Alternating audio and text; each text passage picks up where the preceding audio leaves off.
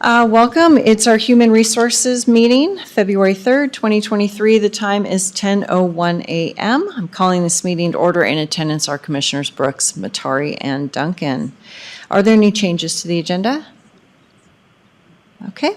Hearing none, we'll go ahead with our first action item, and this is stipend for higher duty pay and the Sheriff's Office. And Captain Miller, you'll be leading us. Good morning, Commissioners. Stu Miller for the record. So I am requesting to, we took a deputy and made him a lead deputy with supervisory duties because the last one we had, we promoted him.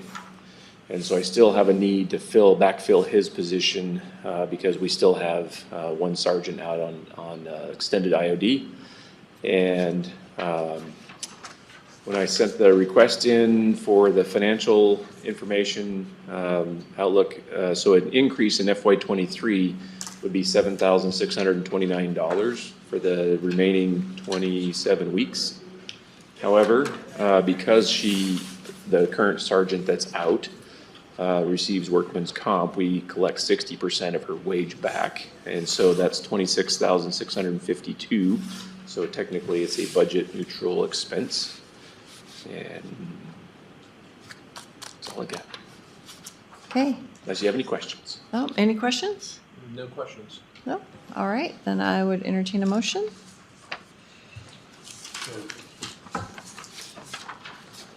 I make a motion that we approve the stipend for higher duty pay for the Sheriff's Bruce, I Office. think your mic may be. The little slider. It's not on either. I make a motion that we approve the stipend for a higher duty pay for the Sheriff's Office. I second the motion. Bill Brooks. Aye. Commissioner Matari. Aye. Chair Duncan. Aye. All right, motion carries. Thank you, Captain Miller. Thank you. Item 2, position overlap juvenile detention.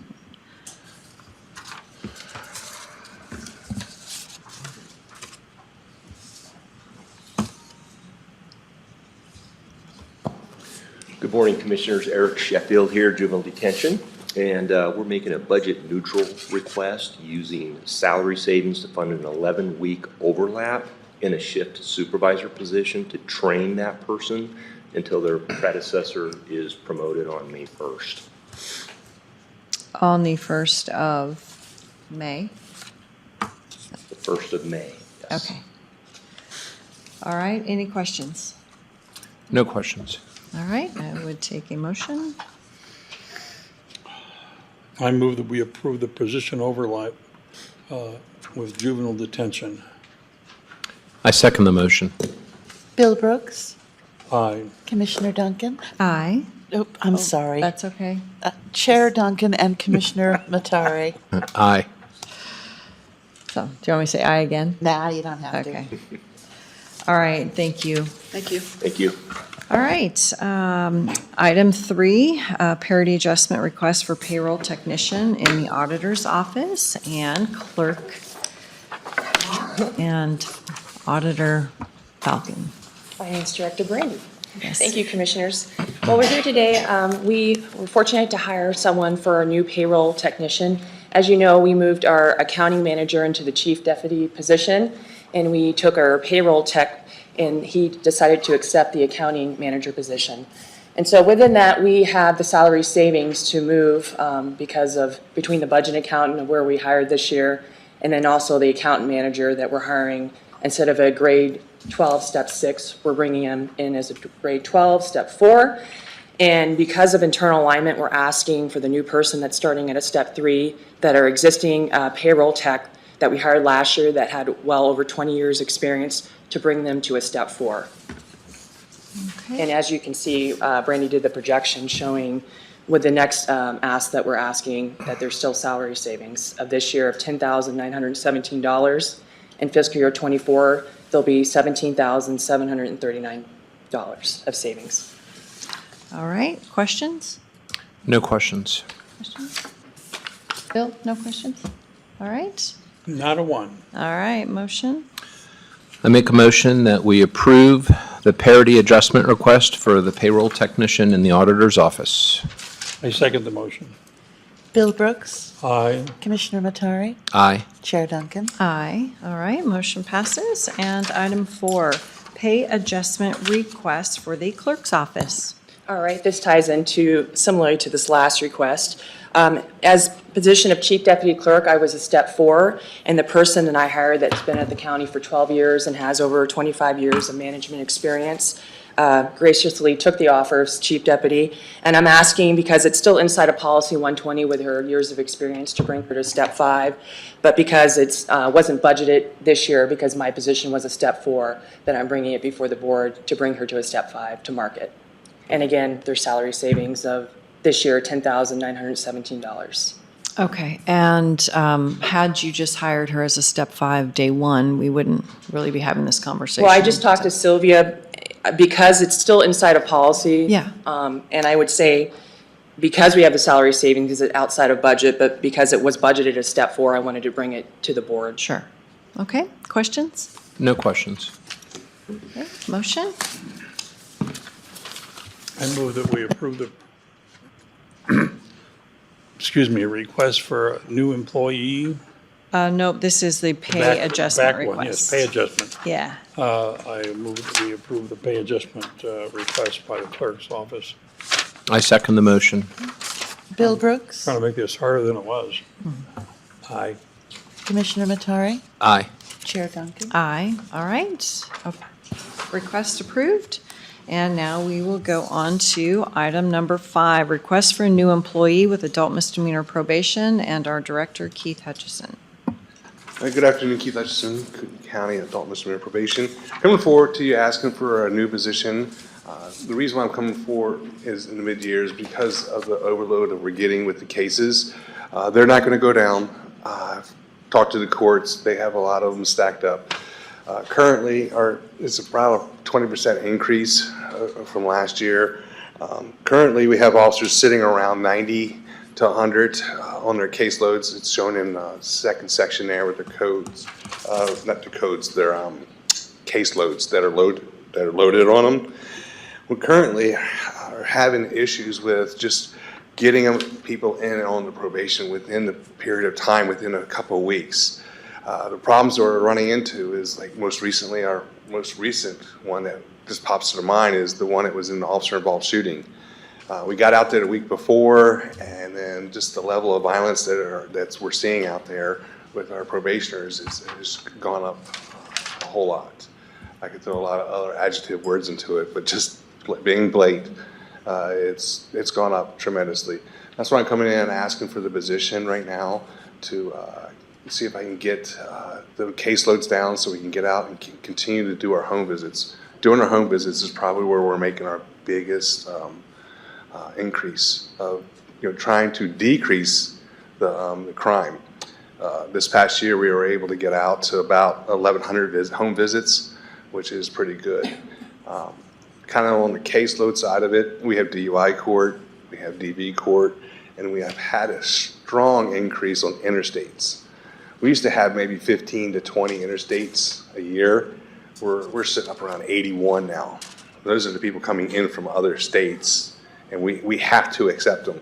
We have, it's statute law, federal law, that if we don't accept them, then the county, i.e. us, get fined several hundreds of thousands of dollars if we don't accept them. Just, mind if I ask a quick question here? Go right ahead. These are people who are on probation in other states, and then they relocate to Idaho, and then you have to pick them up? Yes, sir. And we don't have a choice. Do they have a court order? Because, I mean, obviously, they're not allowed to leave the state and without. Right, they go through it's called the Interstate Compact, so they go through their own state, the state sends it to us. The only time that we can't really turn things down is if they really don't have a physical address to go. Because it's a physical address to go, which has happened before. I've come across empty lots, things like that, and we're like, absolutely not. And we have to come up with a really strong reason why not to accept it, just because we don't want to. It doesn't work. I refused a guy that was here this past year. He was a problem here. He went to Maryland, wanted to come back from Maryland, but he was on misdemeanor attempted murder. And I was like, no. So we just blatantly said no, because we had that past history from here. It was the only reason why we got away, for saying that the person couldn't come here. So what we run into is just the number of cases coming forward. Our DUI court is supposed to be misdemeanor DUIs. Well, we're at almost 50% of them now are felons. So we're doing, we're moving up into the felon range, but we're misdemeanor. But they're graying the boxes down in the Supreme Court to make it so it can happen. So again, we're just kind of giving you perspective on that aspect of it. So what I'm asking for is right now,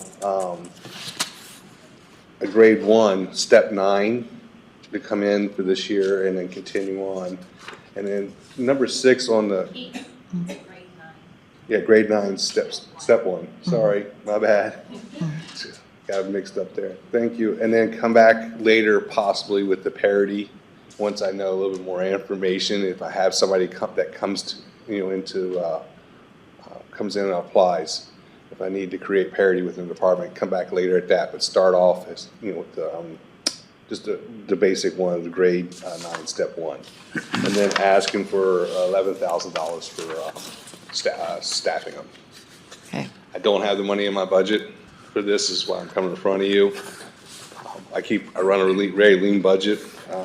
If you can see, there's $5,000 in salary savings, they say, in my budget, but that $5,000's for covering my overtime for the whole year, if I'm not mistaken. Am I wrong on that one, Brandy? The salary savings that you notated on here, that's put towards the overtime and stuff like that. So we run a very lean budget. That's why I don't have a lot of salaries in. And we've been fully staffed for just over 3 years. So that's why I'm asking for the position. And what percentage of your probationers are currently dual probation, felony and misdemeanor, and then, or are former felons? I can give you an approximation of the 48 percentile range area, 35, 40 percentile range, but not over 90% of them come in as felonies. When they came into the court system, it wasn't just a misdemeanor going to a misdemeanor, it's felons. We're getting CPS cases, we're getting, kids, child endangerment cases, we're getting child battery cases because those are considered misdemeanor. And they're very in-depth in dealing with the CPS and the state and everything else. Okay. More questions? Just one other question. Yes, sir. You looked at the courts just to see kind of what's coming down the pipeline. Yes. How long do you think it's going to be until you need to add another person? I would like to add them immediately.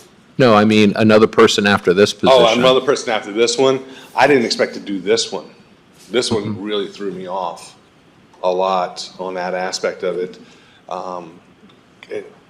I was planning on trying to do this through the budget time, and like I said, I don't come in the middle of the year, but I need it now. I would say probably within 2 years, if it continues in the same realm of what we're going. It would be about 2.5 years, for the fiscal, because it's half year right now. Okay. And I would say once every 3 years, you're going to probably be adding somebody because of the growth that we're at right now. But that's really running, putting their caseloads in high 70s to low 80s. Mm-hmm. Ideally, 65 to 75 is ideal, so they can get out of the office and get out and get meeting people. And I think that really de-escalates a whole lot of situations. And then our response is also during all day long with the officers, because again, Kootenai County Adult Misdemeanor Probation covers even all the cities, everybody in our entire county. So it's just not just the rural area. So that's what makes it. So I'd say about 2.5 years. Okay. All right, thank you. Sorry, it's a long roundabout there. That's all right, thank you. Bill, questions? Yeah, I know you've thought about this probably all night long. How do you fix this problem? Well, the way I fix it is just having the officers available to try to keep the recidivism and the reoccurrences down. And that's what I'm bringing forward, because it's a perpetuation of the cycle if we keep running people through the process, and it affects the sheriff, it affects the officers on the street, and it affects the court system. Our main goal is the compliance of the court orders that come out. And our court orders are pretty complex now where we have numerous people on 6 years of probation now. Right. And so having them on probation for so long, then they're not dropping off like they were before. But you don't have any control over that? You No, don't- sir, you don't I have any no control over Who that. comes in from out of state and, Right. That's why I'm coming forward with the body, because early, because I was going to do it in the fiscal year, but I was like, we went up 200 cases in the last 7 months. They're not just being addressed that way, we need to address them. thank you. I see that you have two projections, one's for step 1, one's for step 2. What happens if you get a lateral? Well, that's what I was asking for, if I could have the flexibility, if I needed to come back and ask. I'd rather come in conservative on the step 1, and then if I need to come back, I'll ask, hey, can I make those adjustments? If that's okay. But if you want me to put it out as a step, I'll put it out as a step 1, but yeah, I had the flexibility of the step 2, that would be great too. Yeah, if you find somebody, I don't want it to be a big delay when you have to wait 2 weeks for another HR meeting. So, I mean, typically we approve a new position and it's budgeted at market, but you have up to step 5 to hire. So if we're going to approve something, I'd rather approve it per policy as a step 5.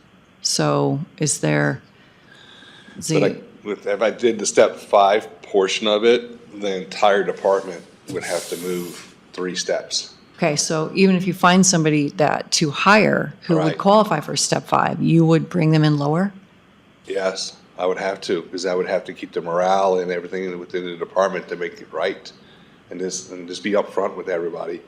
I would have to, because where we're working on our pay matrix and everything else, and not complaining about it at all, like that, but if I bring somebody to step 5 and I have people that have been there 6 years at a step 3, Right, but even if you bring somebody at a step 3, then you're still going to have to address the, correct. Because I have the 3-year Parity. people are at step 2, and the Right. 3-year Yeah. people run their cases. I don't have to monitor them. Right. They're out there, doing their jobs right. and doing a great job at it. No, I think that's prudent, Yeah. that approach. So ask for the 1 and come back for the 2, or just ask for the 2? I guess I'm asking you guys. Is the best way to go. I mean, if you're not going to hire somebody above a 2, then that's fine. Would you hire somebody at a 3? Unless I ask for parity for the rest of the department, no. Right, which is fine. I mean, with our job market the way it is, we need to get the good people. So that's kind of why I'm trying to save another step here, Okay. I guess. Well, I would, if I request the parity part of it, I would be great to have that option, because I think we could probably pull somebody in that possibly has some Okay. good background. So, Right. but then I would have to move everybody on the parity, which would be the Appendix A that you have in front of you. Right. So I guess what I would suggest, and I'm just one person, that we approve a new position, step 3, understanding you'll come back for those parity issues if you actually find somebody who is qualified for a step 3. That would be greatly appreciated. Okay. I just have a question. Mr. Chair. Yes. Robert Norris. Keith, I appreciate some of those statistics and numbers. Also, we transport for adult misdemeanor probation, and we're starting to see a load on that on our staff. Is there a reason why probation can't transport probationers to the jail?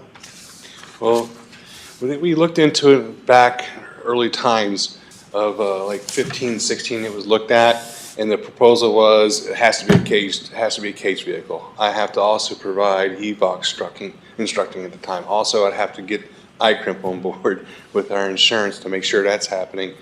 At the time when we were the last 3 years, we were building the department back up. I've been looking into the situation? Yes. We would have to change out some of the vehicles to make it work, which I think possibly could be done, working together on that. In the law, it's really, you can transport here, but you can't transport here. So again, the clarity part of it is we come back to the commissioners and ask if that's possible to do. And again, if we start transporting our own people, and along that lines, then that just really adds on to the time of us getting out. Because Getting out and doing this it. workload that he is talking about is also being transferred to the sheriff's office. Sure. Ways, yes. We've recently had 2 deputies leave for Washington agencies. So I don't want to get too far off topic, Darren. So I hear what you're saying. It sounds like that Keith's going to work on that angle about, figuring out transport situations. So are there any? I'll get with the sheriff, if that's okay, Sure. and then maybe we can come up with a plan together on that. Okay. All right. Anything else? No other questions. So I'm just asking for approval of Appendix A, if possible, with the also cost of the outfitting of $11,000. Right. So the new employee with the outfitting. So thoughts? Are you in support of this? I'm in support of approving up to the step 3, and maybe you can get the step 2, but, with that kind of flexibility. Yeah. Bill? I'm in favor of it because there's very little you can do. Right. Yeah. Okay. I would take a motion then.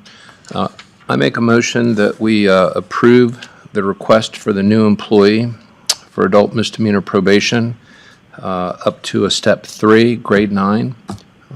If you can get a step 2, great, but we approve it up to that, Plus onboarding. plus the onboarding. I second the motion. Bill Brooks, Aye.